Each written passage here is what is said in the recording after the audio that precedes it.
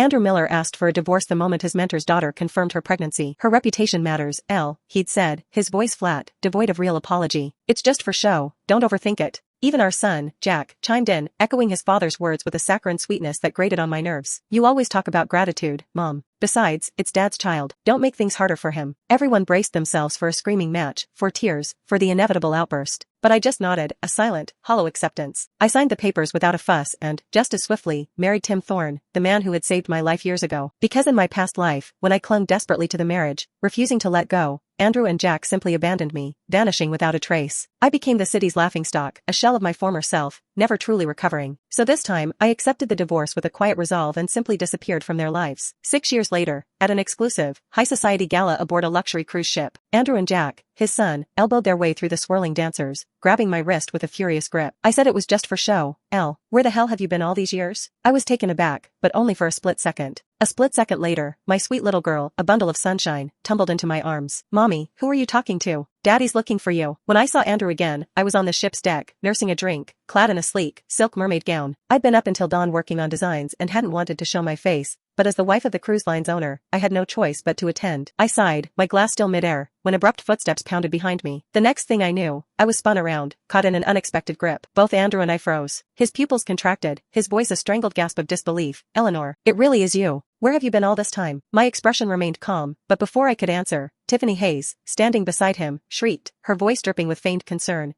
Darling, you're so thin now. I remember when you were too self-conscious to even show your face. Jack snickered, a childish, cruel sound. He'd shot up quite a bit in the years since I'd seen him, but the arrogant smirk on his face was a carbon copy of Tiffany's. He'd clearly caught Tiffany's subtle jab, and a mocking smile played on his lips. Aunt Tiffany, stop it. You know Mom's got a thin skin. She'll be crying any minute. What's the point? You're not exactly model material anyway. Jack's tone was thick with disdain, exactly as it had been every time he'd mocked me in the past. Mocking my weight, my intelligence, and the fact that I was just a housewife with no personal appeal. But before our marriage, I was a rising star, a celebrated talent in the fashion world. Major fashion houses had practically thrown themselves at me, eager to collaborate on designs. But after I married Andrew, everything shifted. He constantly accused me of neglecting our home. He systematically brainwashed me, insisting that a good wife and good mother didn't seek the limelight. One day, he even sent emails to my partners, pretending I was retiring from the industry. I woke to find my career annihilated, and I screamed and cried like a madwoman. He simply told me, with infuriating nonchalance, to calm down. From that day on, I was a bird with clipped wings, devoting myself entirely to domestic life. Yet, in our 7th year, he began an affair with his mentor's daughter, claiming she was dazzling and reignited his passion. As I drifted through these bitter memories, Tiffany's syrupy giggle broke through. She cooed, with mock kindness,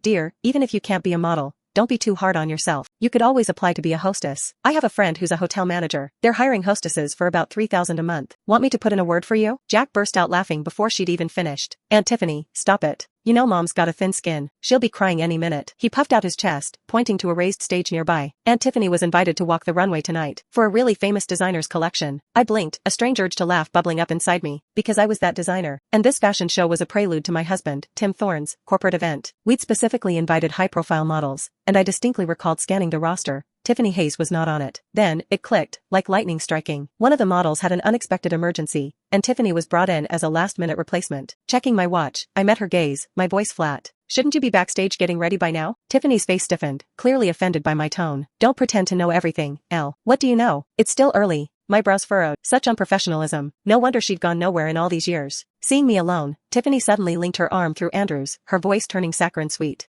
Dear, is something wrong? This cruise ship isn't exactly easy to get onto. I've heard some people sneak in with unsanctioned tickets, hoping to snag a rich husband. Her implication was clear. Andrew's gaze lingered on me, a complex expression on his face, then flickered to my gown. His voice, surprisingly, held a tinge of sadness. Eleanor, that's not something you'd usually wear. Did you rent it? Or borrow it? He pulled out a card and offered it to me. Here's $30,000. You're still Jack's mother, after all. I can't just stand by and watch you stumble into trouble. I thought when you left so decisively, you'd found something better. I never imagined you'd end up like this. His voice trailed off, laced with a smug, almost pitying regret. Tiffany covered her mouth, giggling. Perhaps it's a replica.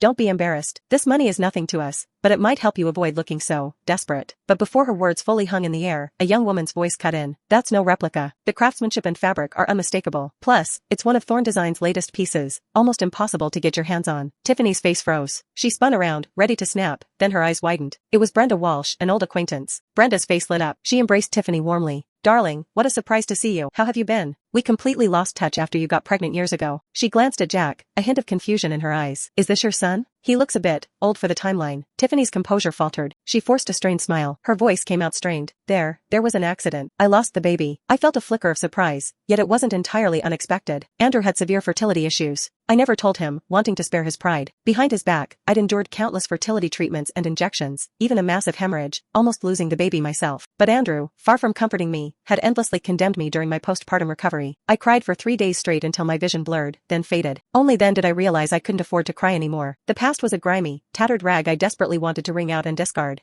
I sighed inwardly, pushing the ugly memories away. Brenda offered a few awkward condolences, then excused herself. I checked my watch, deciding it was time to leave too. But Tiffany grabbed my arm, her fingers digging deep into my skin. Her face crumbled, eyes blazing with hatred. You're thrilled, aren't you? That my baby is gone. It's all your fault. Andrew was constantly out searching for you, never home. That's why I got so upset, and I'm scared. You murderer. The pain made me instinctively push her away. Then I froze. He was looking for me? For what purpose? Wasn't he the one who insisted on the divorce in my last life? Besides, what did Tiffany's miscarriage have to do with me? Andrew's fertility issues made it a high risk from the start, and she was starving herself. It was her own doing. I stared at the raw, red marks on my arm, thin lines of blood blooming against my fair skin. Tim would spot them instantly. Given how fiercely protective he was, I worried what might happen. But the next moment, Andrew stepped in front of me, his face contorted in anger. He helped a sobbing Tiffany to her feet, then turned on me, his voice a harsh command. Eleanor, apologize. A shiver ran through me, instantly dragging me back to the past. Once, I'd added too much salt to a dish, and Tiffany, who was eating it, had immediately burst into tears, claiming I was jealous of her figure and trying to make her fat. Without a word, Andrew had shoved me to the ground, leaving me to grovel like a dog with no dignity. The memory was vivid, burning. My fingernails bit into my palms. But that was then, and this was now. I wouldn't stand by and let myself be slandered like some cheap floozy. So I scoffed, a single, disdainful word escaping my lips. Dream on. Jack, midwife of Tiffany's tears, paused. He turned to me, his voice sharp with manufactured disappointment. You're so wicked, and you don't even care. I wish I didn't have a mother like you. He'd uttered that exact line more times than I could count. Giving birth to him had been a struggle, which was why I'd always doted on him, always indulged him. Even his most outrageous demands were quietly met. But if he thought that tactic still worked on me, he was sorely mistaken. I met his defiant, almost smug gaze, my voice flat. Doesn't matter. You've got plenty of mothers, don't you? Jack froze, his bravado crumbling instantly. He opened his mouth, a panicked stutter, and I saw a flicker of tears in his eyes. Then, he exploded. He ripped the small charm from around his neck and hurled it into the ocean. Then he burst into a fresh torrent of tears. I hate you. I never want you again. You're a horrible woman. For a moment, I was disoriented. I'd gotten him that lucky charm when he was 6. He used to complain it was uncool and old-fashioned, always leaving it lying around the house. Now he was wearing it close to his skin? Tiffany pulled him into a hug, stroking his hair with feigned solicitude. Jack, darling, I'm your mommy now. That woman doesn't deserve to be your mother. She turned to me, a cruel glint in her eyes, her voice a low, venomous hiss. Eleanor, you don't have an entrance badge. You must have snuck in with a scalped ticket. I was going to let it slide, but since you're so shameless, don't blame me. With that, she raised a hand, signaling for security. I didn't flinch. A joke. This entire cruise ship was mine, a gift from Tim. Let's see who dared lay a hand on me. But before she could, a hand shot out, firm and quick, pressing her arm down. Andrew looked at me with a complicated expression, then muttered something to Tiffany. Tiffany stared at him, incredulous, her face a mask of bitter resentment.